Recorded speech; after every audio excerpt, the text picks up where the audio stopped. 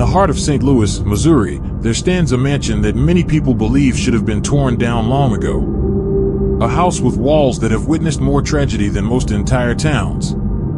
It does not sit abandoned. It is not hidden. In fact, it stands openly, fully visible, a landmark of local history. Yet those who know its past, those who have heard the whispers, they avoid walking past it after dark. They cross the street. They do not make eye contact with its windows, because they believe that something inside still watches back. This is the story of the Lemp Mansion, a place where a wealthy family rose to power, a place where that same family fell into ruin, and a place where, according to decades of eyewitness reports, the dead have not stopped speaking. To understand why the house is believed to be haunted, you have to understand the family that built it. The Lemp family did not begin in tragedy. They began in success. They were once one of the most influential families in the American Midwest. Their name was synonymous with wealth, prestige, and social power. They controlled one of the largest and most profitable breweries in the country, long before names like Budweiser and Miller grew to national prominence. Johann Adam Lemp arrived in the United States from Germany in 1836. He brought with him a recipe for lager beer. At that time, beer in America was mostly dark, heavy, and bitter. But lager was different. It was smoother, cooler, brewed slowly and stored in underground cellars. In St. Louis, Adam Lemp found that the natural limestone caves beneath the city were perfectly suited for his brewing process. So he began making beer, selling it in a small grocery store. Within a few years, the beer outsold the groceries. The Lemps were no longer storekeepers. They were brewers. And very soon, they were millionaires. The Lemp Brewery expanded into a liquor empire. The family built mansions, hosted banquets, and became one of the most influential names in the city. Their home, built in 1868, was a marvel of luxury, decorated with imported wood, Italian marble, and hand-carved details. It had a ballroom, a grand staircase, servants' quarters, hidden passages that connected directly into the underground brewing tunnels. It was a house designed to display success. But that same house would become the stage for a series of deaths that would stain the Lemp name forever. It began with the death of William Lemp Sr., the son who inherited the business. He was a strict, serious man with a reputation for discipline and control. But beneath the surface, he was a man who struggled to express emotion. His favorite child, his pride, was his son Frederick, a young man described by acquaintances as charming, intelligent, and kind. Frederick was expected to take over the brewery. But in 1901, Frederick fell ill. Some accounts say it was heart failure. Others suggest a lingering disease. What is certain is that the decline was slow, and William watched every stage of it. On the morning of January 1st, 1901, Frederick Lemp died at the age of 28. Something in William broke. Friends later described him as dimmed, dulled, or simply absent.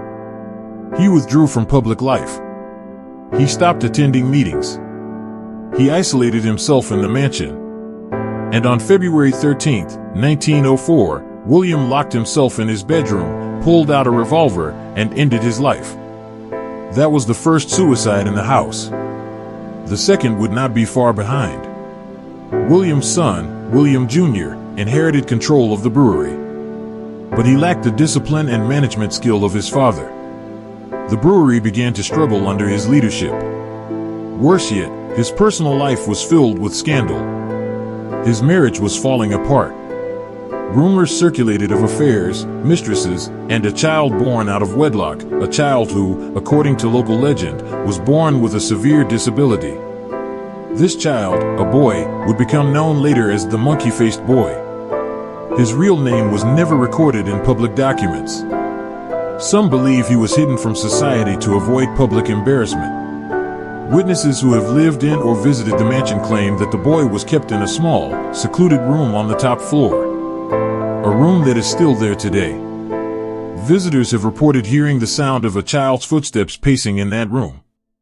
Others have heard soft crying. Some claim they have seen the outline of a small figure watching silently from the hallway, just out of reach. But we will return to that. In 1919, Prohibition struck the United States. The Lemp Brewery, once a giant of industry, was forced to shut down entirely. William Jr. watched his family empire collapse. He auctioned off the brewery buildings. He fired thousands of workers. And in 1922, just like his father, he walked to his bedroom, closed the door, and shot himself. That was the second suicide inside the Lemp mansion. By now, the house was no longer a symbol of wealth. It was a monument to loss. More deaths would follow. Charles Lemp, the youngest of the family, moved into the mansion in the 1920s, living there with only his dog for company. Charles was known to be quiet, withdrawn. Some would say paranoid. He kept the windows covered. He rarely spoke to neighbors. Servants reported that he paced the halls at night, as if listening for something moving in the darkness. And in 1949, Charles walked into the basement, shot his dog first, and then himself. That was the third suicide inside the house. The remaining family members sold the mansion. It was converted into a boarding house, then a restaurant and hotel. And that is when the reports began. Guests described hearing footsteps when no one was there. Doors opening by themselves. The sounds of crying coming from empty rooms. Cold spots that would move, as though someone unseen had walked past. Some guests left in the middle of the night and refused to return. Staff reported that objects moved on their own. Glasses shattered without being touched. Silverware stacked itself into neat towers. And always, there were the sounds of that child. Soft footsteps. Quiet laughter. A voice asking for someone to play. To this day, workers report that the third floor, where the hidden boy is believed to have lived, remains the most active part of the mansion. Many refuse to go up there at all. People describe seeing figures in the hallways. Faces in mirrors. A shadow standing beside their bed, watching, waiting. There are countless eyewitness reports, police logs of calls made by tourists terrified by what they saw, and employees who quit after just one shift. The Lemp Mansion is not a house filled with stories passed down loosely over time. It is a place where hundreds of documented experiences line up with each other. The same rooms. The same sounds. The same figures. The family may be gone, but something remains in that house. Something that never left. Over the years, many people have tried to explain the activity inside the Lemp Mansion. Skeptics have suggested drafts, echoes, or the creaking of an old house. But those explanations fall apart when you look at the consistency of the reports. Different people, different years, different circumstances, and the same experiences repeated over and over again. One of the earliest investigations into the mansion's hauntings dates back to the 1950s, after it was converted into a boarding house. Residents complained about their belongings disappearing, only to reappear days later in perfectly arranged positions. Toiletries lined up in a row. Clothes folded neatly at the foot of the bed. Shoes placed side by side outside the door. One tenant claimed she woke to find her dresser drawers open and every item of her clothing organized by color, by type, and by shape. When she lived alone. Another resident, a schoolteacher named Evelyn, reported waking each night to the sound of footsteps walking along the hallway, stopping directly outside her door. The steps were heavy, slow, deliberate, as if someone was listening. She said that each night, the footsteps would stop, and she would hear a faint tapping on her door. Always the same number of taps. 3 knocks. A pause. Then 3 more. When she opened the door, no one was there. But the air would be cold enough to frost her breath. In the 1970s, when the mansion became a restaurant, the new staff learned very quickly that the building did not behave like other buildings. The restaurant owner, at first skeptical, reportedly spent the night in the mansion alone to prove there was nothing to fear. Upon locking up after closing hours, he heard the sound of footsteps walking upstairs. Believing a customer may have hidden inside, he called out. No answer. So he went to check the upper floors. The sound of footsteps moved ahead of him, always one hallway away. Always one room just beyond. Every door he opened revealed nothing but silence. And yet the footsteps continued, leading him, drawing him closer to the third floor. He left the building before morning. One waitress described setting tables for the dinner rush. She placed the chairs neatly, checked spacing, and stepped back to admire her work. She walked to the kitchen to retrieve pitchers of water. When she returned, every chair had been pulled backward from the tables at identical angles, as if an unseen group had sat down all at once. She quit that night. A bartender, closing down after midnight, was wiping the counter when he saw a figure in the corner of his vision, standing in the hallway. He assumed it was a coworker. But when he looked up, he saw a man wearing an outdated suit. Dark jacket. High collar. Eyes sunken. The figure stared at him for several seconds before fading into the wall, as if it had stepped backward into the surface. The bartender refused to walk through that hallway again. But the most chilling reports consistently involve the third floor. The floor where the boy was said to have lived. Visitors have described hearing a ball bouncing on the wood floors. Others have reported hearing laughter that turns suddenly into crying. Some have seen the outline of a small figure at the end of the hallway. Not moving. Not running. Just standing. Watching. One guest, staying overnight, reported being woken by the sound of breathing beside her bed. Slow, steady, controlled breathing. Not her own. She kept her eyes closed. She tried to stay still, until the breathing moved closer, and closer, and closer. She opened her eyes and saw the shape of a child leaning over her. Too close. Too still. His eyes empty. His face expressionless, gazing directly into hers. He did not vanish immediately. He stayed there, staring, as if studying her. And then, without blinking, he stepped backward into the darkness and was gone. She left before sunrise. Investigators who have visited the mansion have recorded fluctuations in temperature, electromagnetic field disturbances, and unexplained voices caught on audio recorders. One recording captured a voice whispering a single word, "Mother." Another captured a phrase spoken softly, as if from just inches away, "Don't leave me." There are testimonies from police called to the property late at night due to reports of intruders. Officers would arrive, search the inside and outside of the building, and find no one. But more than one officer has reported hearing footsteps running across the upstairs hallway during the search. Some have heard doors slamming. Some have heard voices whispering. Not one officer has stayed inside long enough to follow those sounds to their source. The mansion is open to the public today. People host weddings there, dinners, overnight tours. It is marketed as a historic landmark, a piece of St. Louis heritage. But the staff know better. They say the house is not just haunted. They say it is occupied. And those who remain inside are not only restless, they are aware. To understand why the hauntings in the Lemp mansion feel so personal, so intimate, you have to look at how the family itself unraveled. The tragedies did not unfold all at once. They sank into the house slowly, like moisture into wood, staining everything over time. After William Jr.'s death, the mansion did not return to silence. Instead, it began to absorb the atmosphere of grief. The servants who remained said the house changed. The air felt heavier. The hallways felt longer. Shadows lingered in corners where there should not have been shadows.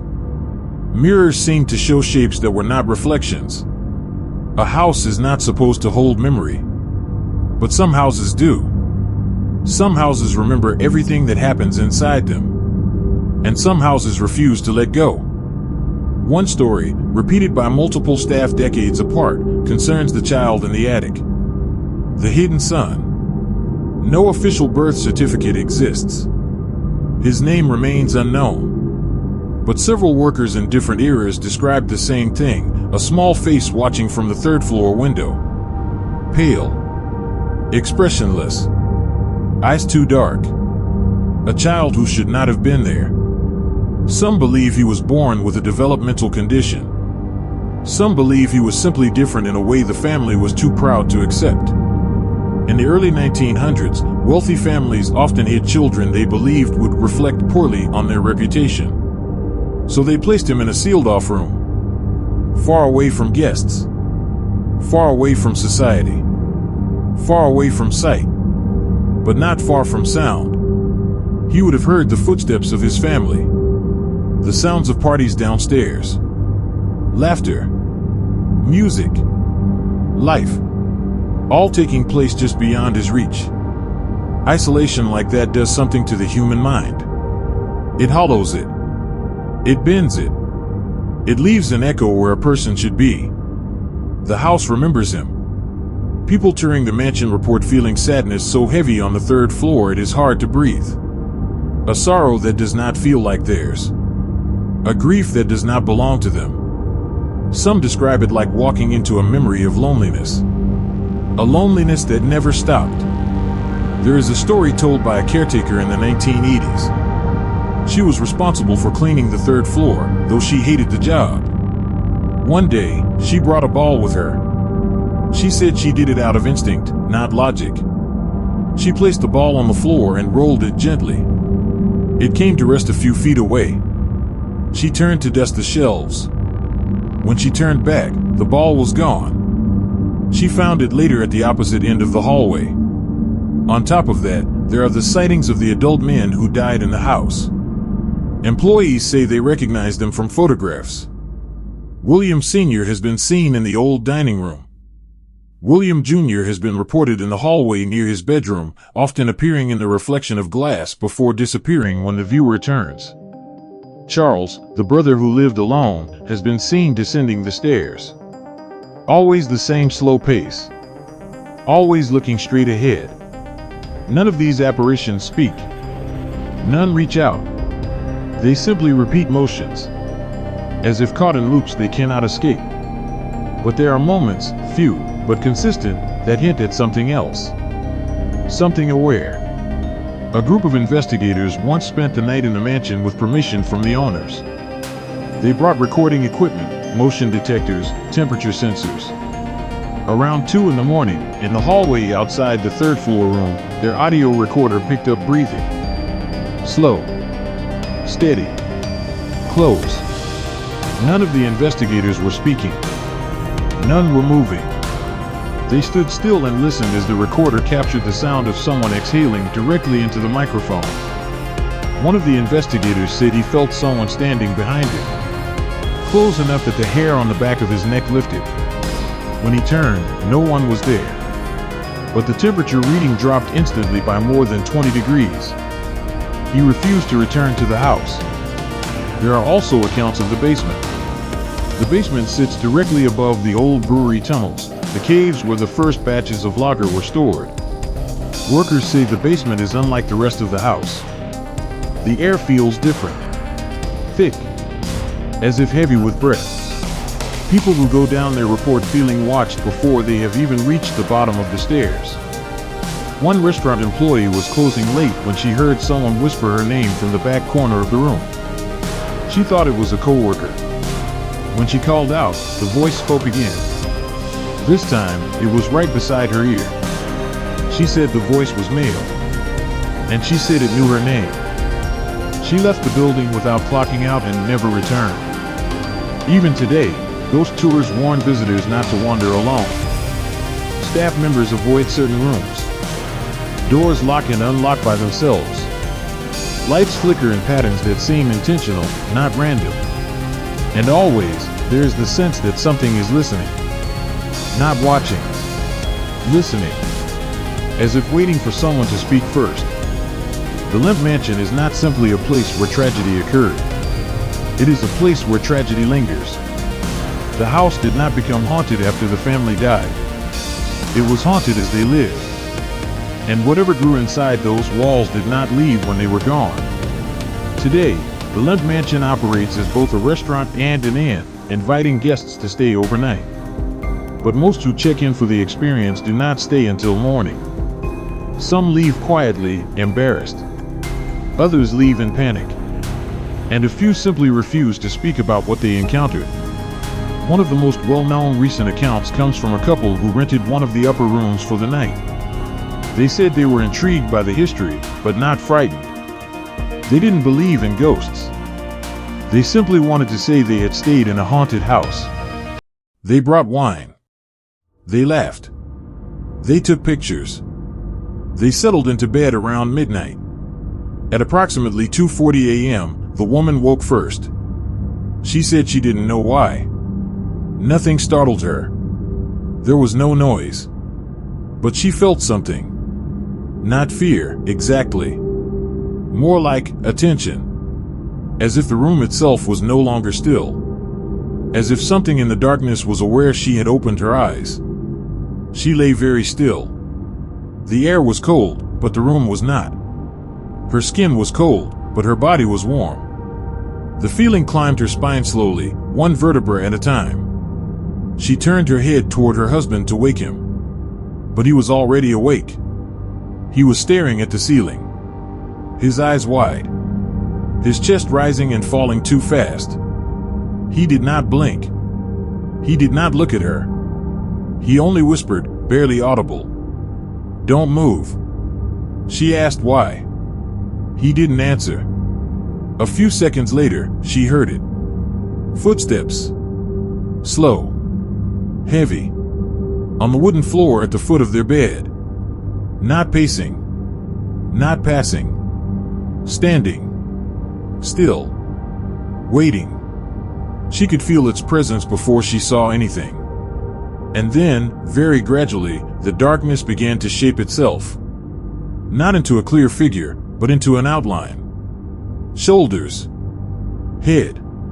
The suggestion of someone facing them. A silhouette made not of light, but of absence. The shape stood there for almost a full minute. Neither of them spoke. When it finally faded, it did not walk away. It did not vanish abruptly. It dissolved. Like smoke, thinning into the dark. They did not sleep again.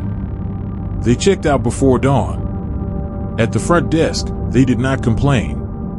They did not ask questions. They only asked one thing. Has anyone else seen it?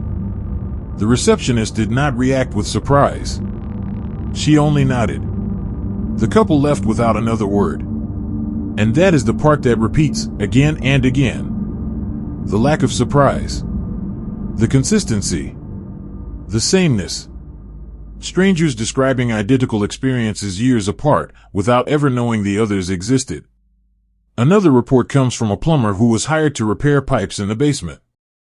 He was working alone when he felt someone watching from behind him. The feeling was so strong that he turned and spoke, expecting to see his coworker. There was no one. He returned to work. The feeling intensified. He turned again. No one.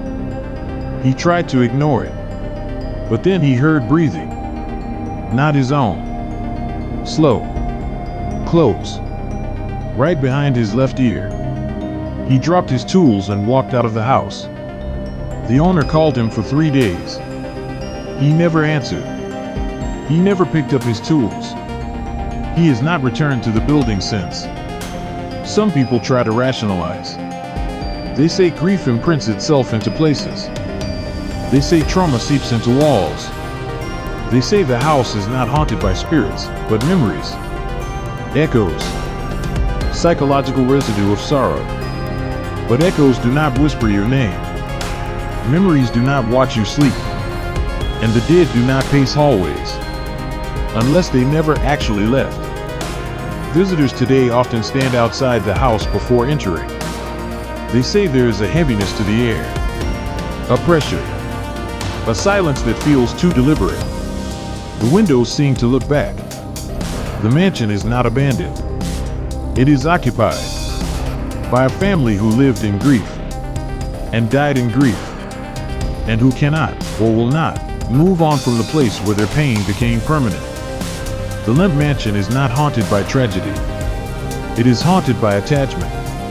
The kind that does not fade. The kind that holds. The kind that remembers. And the kind that stays. Even when the world has moved on. And so, the house on Willow Bend stands today. Not abandoned. Not condemned. Just quiet. Too quiet. People walk past it every single day, never realizing the weight of what still lingers behind those walls. And maybe that's how it should be. Because history doesn't always stay trapped in books or old photographs. Sometimes it lingers. It breathes. It waits. Thomas Alden's story didn't end with his death. It didn't end with the deaths that came before him. The echoes of that house continue to ripple outward, touching the living from a place that was never meant to speak. Some say the spirits inside are restless. Others say they are simply lonely. But what do you think? Do you believe a house can remember? Do you believe that emotion can stain with the same way blood does? Do you believe that the past can reach into the present, pulling you closer, one quiet knock, one whisper, one shadow at a time? Let me know your thoughts in the comments below. And if you'd like to hear more real encounters, more historical hauntings, more stories that linger after the lights go out, make sure you like this video, subscribe to the channel, and turn on notifications so you never miss a night with us. Thank you for watching. Sleep well if you still can.